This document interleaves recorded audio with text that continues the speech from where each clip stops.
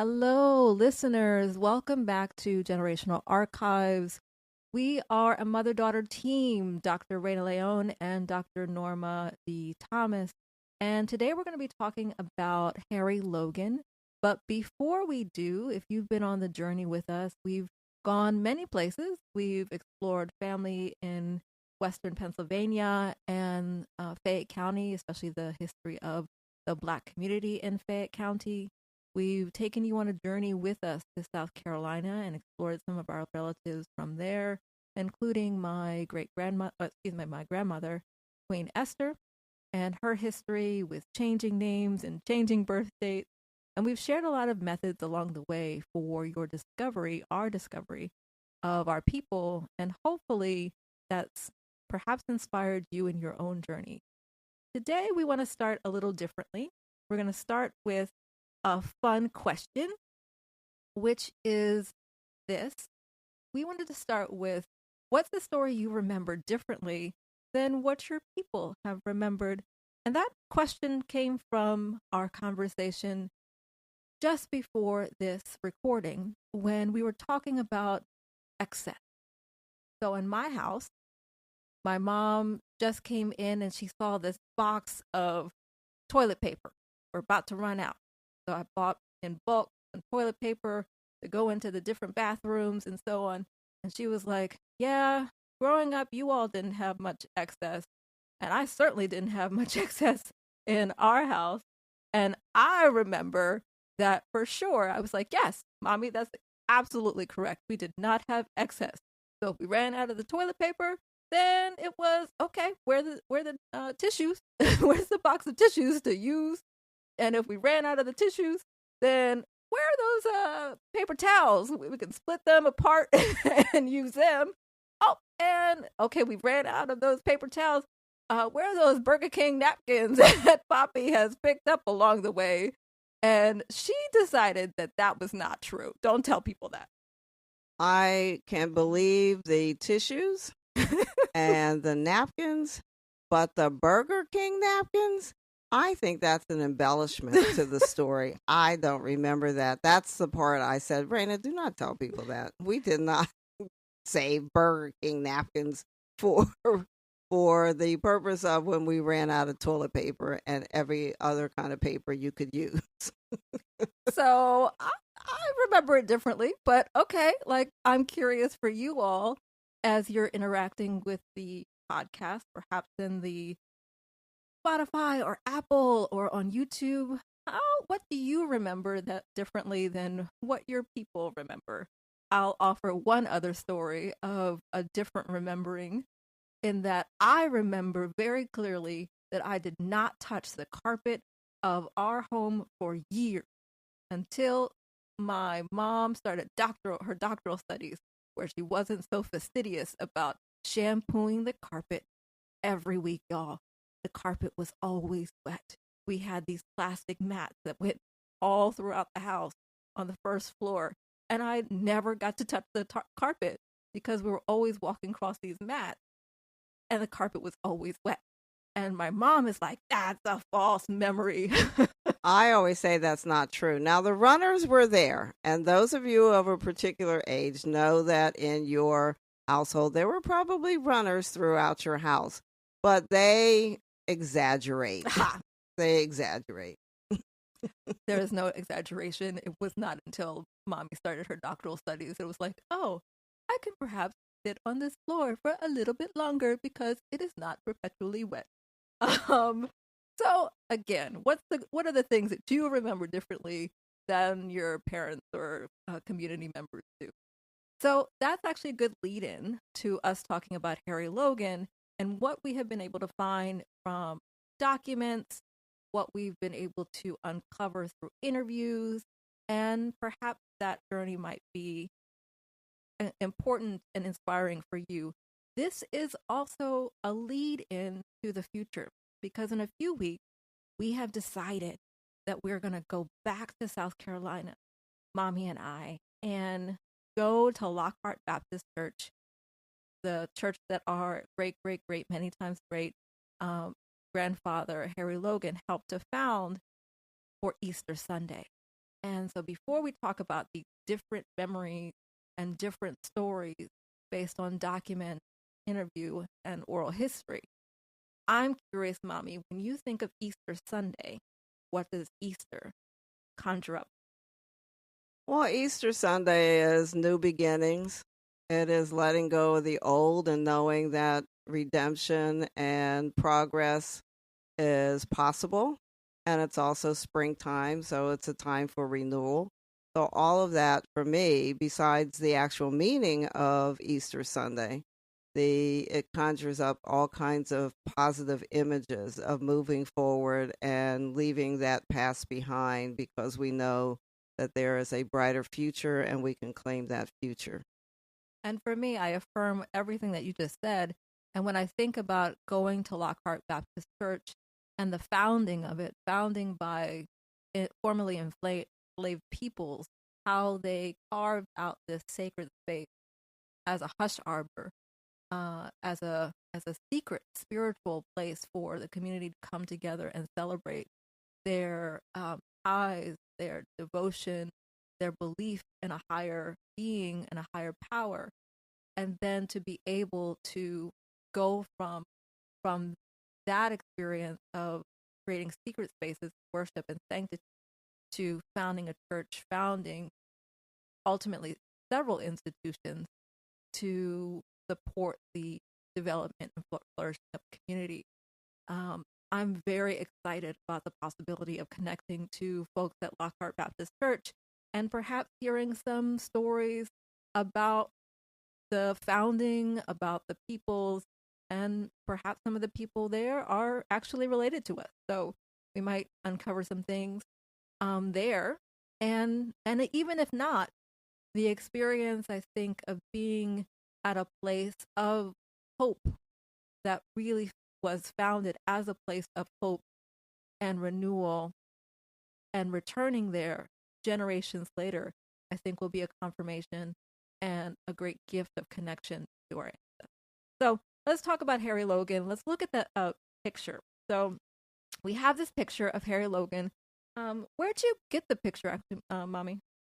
I believe I was able to find this picture on ancestry.com, but we talked about the last episode seeing this picture in the funeral home owned by one of the descendants of Harry Logan as well. So this picture is passed around through the family.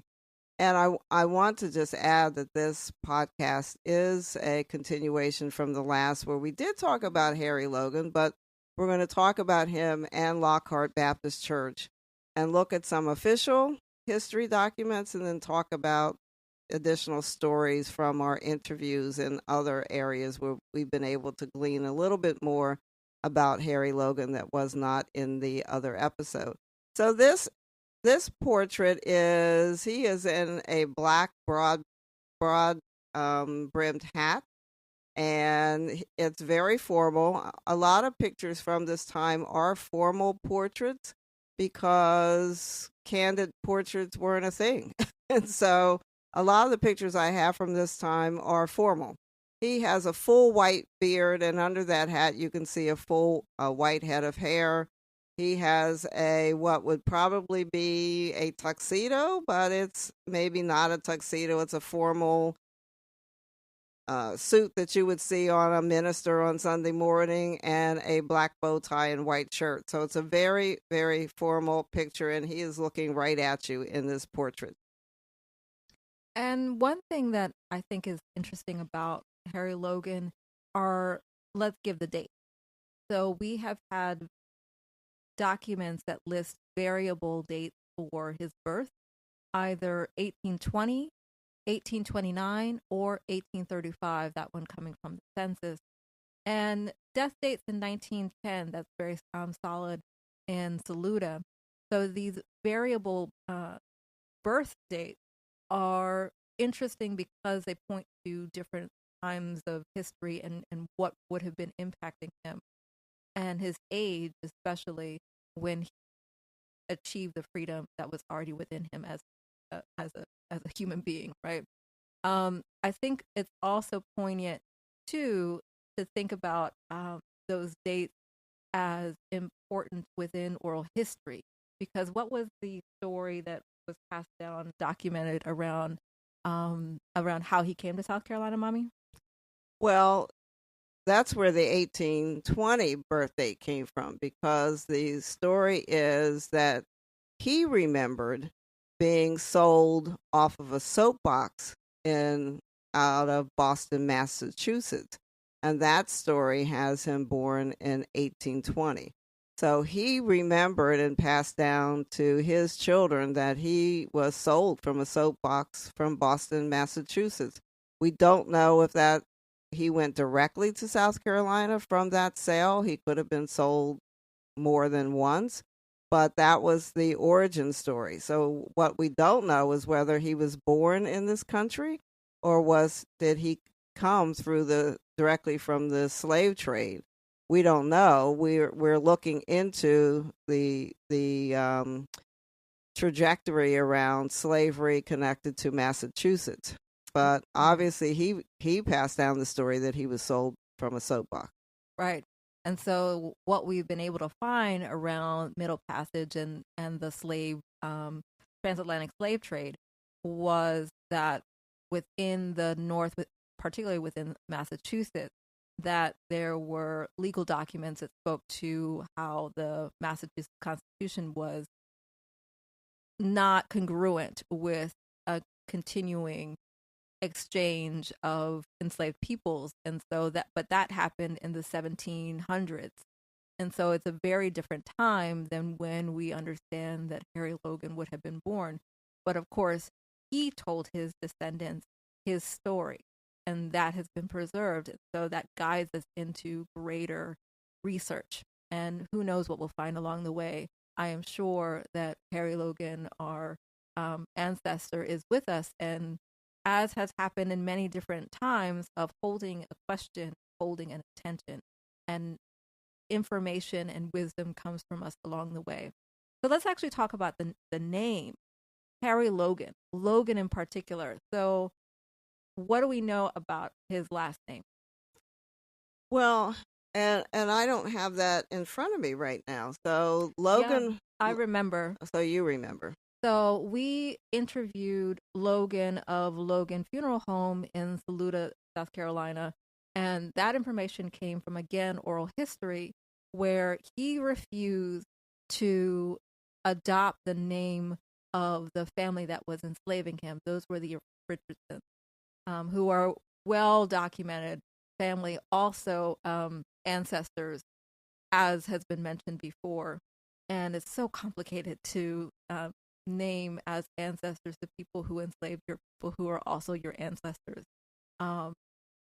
There's grief. There's a lot of complexity within that. But he refused that name. And he decided upon freedom to adopt the name of someone whose horses he shoed. He was a blacksmith, one in the county, and had a business relationship with someone who obviously owned horses, decided that person was sufficiently kind and good for him to want to adopt that name. And so that's how his name became Logan. And it's interesting, too, as we eventually talk about the Lockhart Baptist Church, how that name, the Lockhart name, gets associated with the Baptist Church. But that's in the documents we'll talk about in a moment. One other thing that I want to note around Harry Logan is, again, from that interview that we had with Logan, and we remained so grateful to Logan for offering time, connecting us with other family members, gathering us up and driving us around in his car to look at all these different spaces that are important within our family history. And I want to uplift that, again, funeral directors are community organizers. They're community workers. So if you know where your people have been funeralized, definitely reach out to those funeral homes and see if you might talk to the directors. Sometimes they have been passed down from family member to family member. And so there might be some deep history, some obituaries, some programs that are preserved there. Maybe not, but you don't know until you ask. And we had a wonderful conversation with Logan. So with Harry Logan, one of the things that we learned was around how stalwart and determined he was, which happened, was seen in this story of him courting his wife. And at the time, she was working on the Ellis plantation. I'm not sure she adopted that name. Ultimately, her name is listed as Sarah Stevens Richardson and then Logan. And he was courting, and he went to the Ellis plantation at night. He was not supposed to be there. And the person whose land it was, as much land as it could be, as much ownership as he could have, considering that that's actually stewarded by indigenous peoples.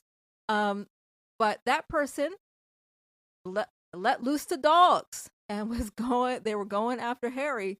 And what did he do? He did not run. He did not seek safety. He must have turned his back, and he killed those dogs. You can't stand in the way of love. But the fear of reprisal was what ultimately, according to the story, led to him running away. And it wasn't until we talked to another relative, Elvis, that we heard another part of the story. Well, and that story is that he lost an arm. His arm was cut off as a punishment for being a runaway. He still managed to be a blacksmith with one arm, according to that story. And that was the first time, and so far the only time, that we've heard that part of the story. But again, when we hear oral history, we want to confirm it, and we trust what we hear and look for more information. So what else do you want to share about Harry Logan's history, Mommy?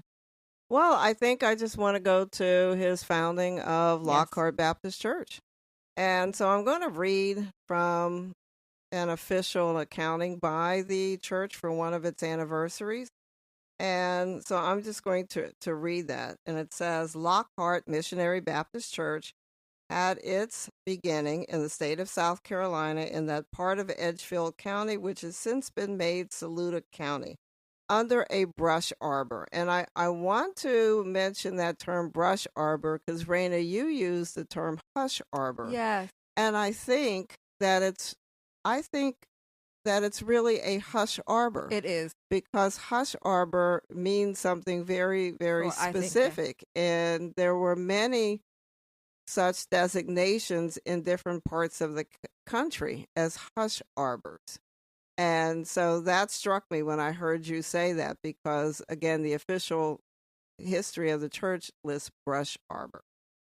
So it was founded somewhere around 1866, which was situated on the Ellis Place. And it was there that the church founding fathers, notice it doesn't say mothers, worshipped and served their God for approximately 4 years before moving to the present location.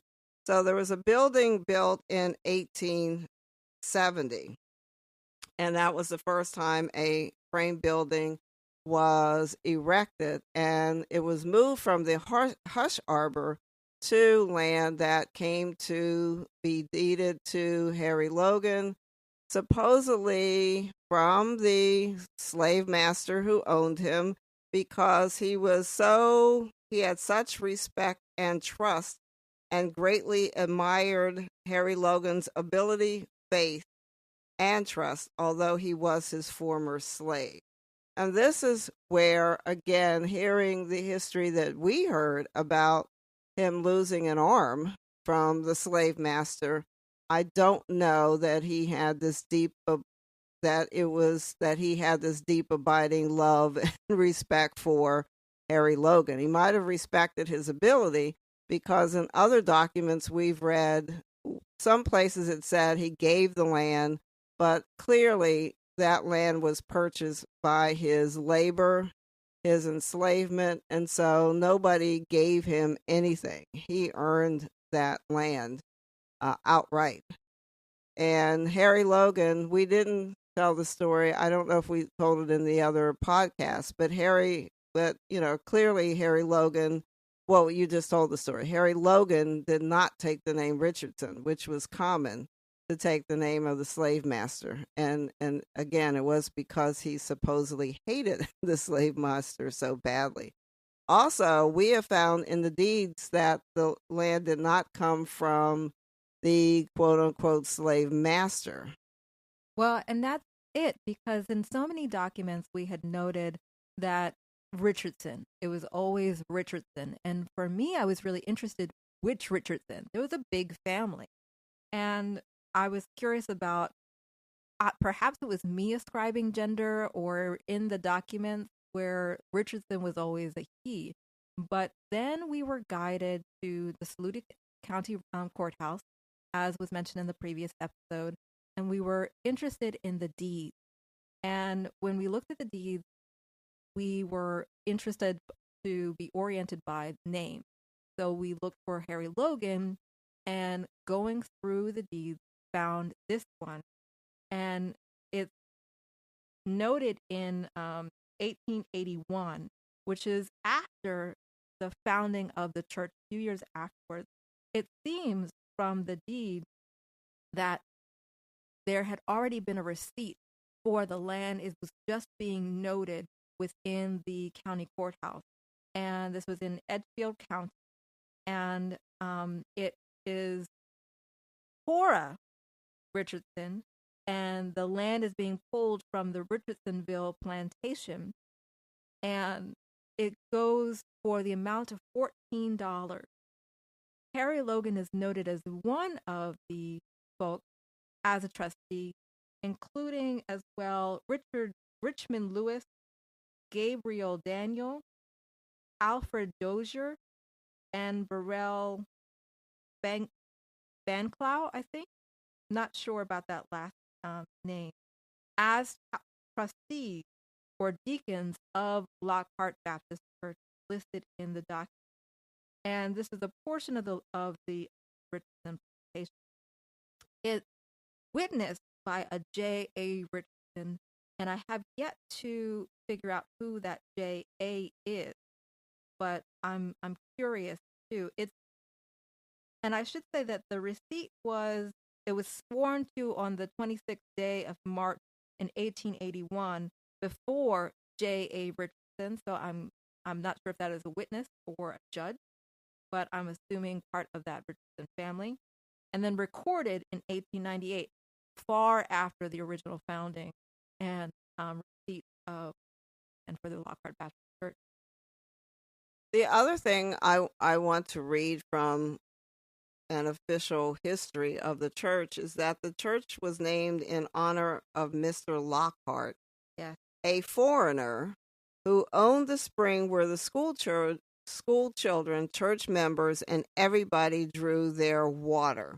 So that's also where the name Lockhart Baptist Church came from. The first pastor was Reverend G.A. Morgan, with Mr. Isaac Smith as secretary, and officers were Harry Logan, Burrell Bonham, Richmond Lewis, Robert Lewis, Abney Hill, and Gabe Daniel in terms of this official record. And I also, Raina and I were debating another story that I knew I had read somewhere that was attributed to Harry Logan, but she doesn't think this is correct. But this says Harry's skill as a blacksmith made him a living legend of his time. By reputation, he was an extremely powerful man who could knock a horse down with a single blow, as well as make a horseshoe in one firing. So this was a description that was written for, I believe, the Logan Ellis family reunion in 1988. Oh, I believe it. I believe that. There was another story that we were talking about for the newspaper. But the strength of Harry Logan, especially considering what we know and have heard about his history for possible amputation and surviving that and continuing in his career as a blacksmith, and being able to, after a time of incredible hardship, to come out with land and the ability to negotiate with those who had enslaved him and his people, to found a church. There was also a newspaper clipping, as I recall, from the South Carolina archives, where it lists him as one of the trustees for the founding of a school. So really thoughtful around building a space for the flourishing of Black peoples within that community, and passing that knowledge down. In conversation with Logan, one of the things that he shared with us was what his father had told him, and I imagine had been shared from generation to generation. I wonder if Harry Logan had a similar belief, which was that no man can, or no person can make land or make water. So privileging the stewardship of land, of tending to water, because that is how communities, individuals, families are able to flourish. And he was offering that to us as a lesson that he heard but didn't hear, heard physically but didn't listen as a young person, and didn't understand until he was much older as wisdom from his father. And again, I imagine that this was wisdom that was passed from generation to generation. The only other thing I would add is, in the last episode, we talked about the cemetery on the grounds of Lockhart Baptist Church. There is a very large monument to cemetery marker monument for Harry Logan, which in hindsight, given its size, must have been very costly for people to have erected, because it's huge. And so that showed the respect that the community, the family, and the church had for him, that very large cemetery monument is still there. So Lockhart Baptist Church, we're coming to you for Easter. I hope that folks are there, and I hope that they are as eager to share story as we are eager to hear and listen. We're getting close to our time today for Generational Archives, and we want to talk about, as we close, the methods that we've used again. So Ancestry.com, we have used a lot of resources there. We've been to South Carolina several times and done interviews with our people. We have also visited Lockhart Baptist Church, which has a plaque on it that really speaks to Harry Logan as a part of the history, the founding of that church. Other methods that we've used? Well, again, a lot of the methods are oral history. So we've looked at what's been written, compared them, talked to many people, and I don't think there's additional ones that, other than the ones that you mentioned.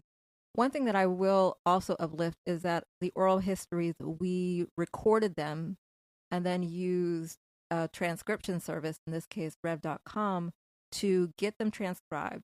And so when we were preparing for this episode, we went back to those transcripts and were reminded of some of the wisdom that we had gained from those conversations. So when you are doing your interviews, I deeply recommend, strongly recommend, that you record them, even if you don't transcribe them, but record them and share them with your people. I know I say that every episode, but whatever you have, record it, copy it in that moment, and share it with your people. Our histories are not just meant for one person. They are meant for us all. And I think even if the process of us too sharing our histories, perhaps there are folks who will be like, oh, you're my cousin. I'm just as understanding a little bit about my own history by finding about yours.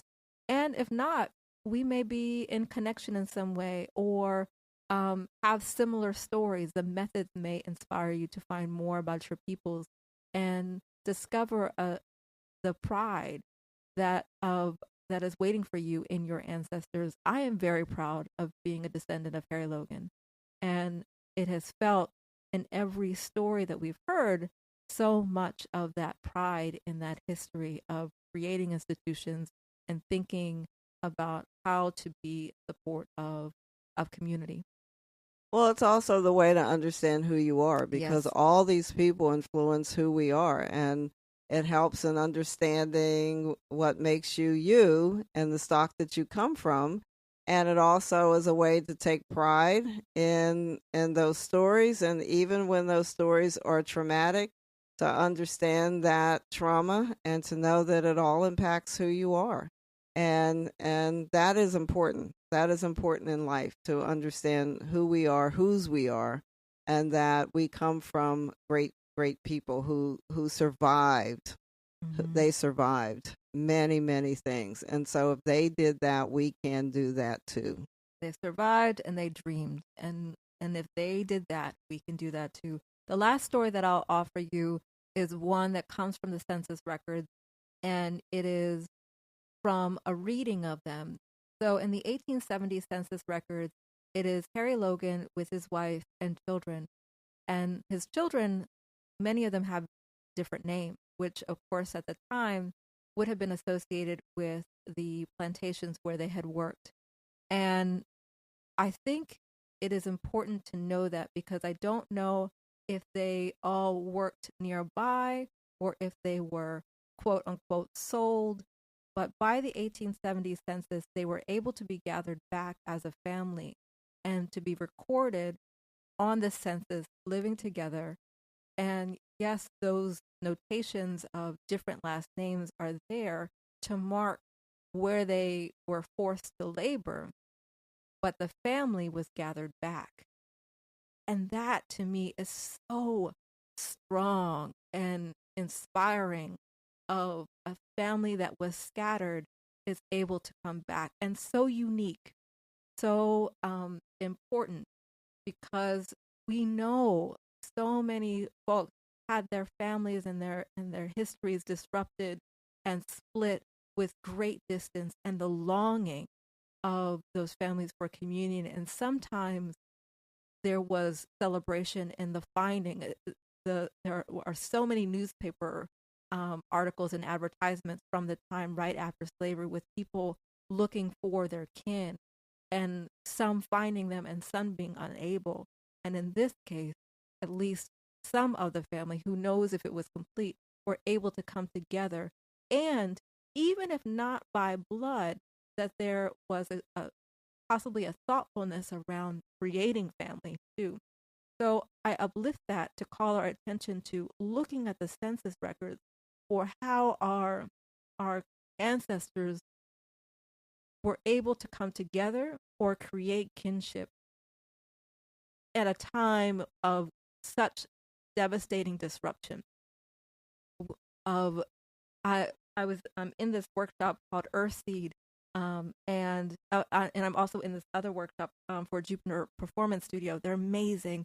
Earthseed is very much talking about reparations, which is poignant in this story.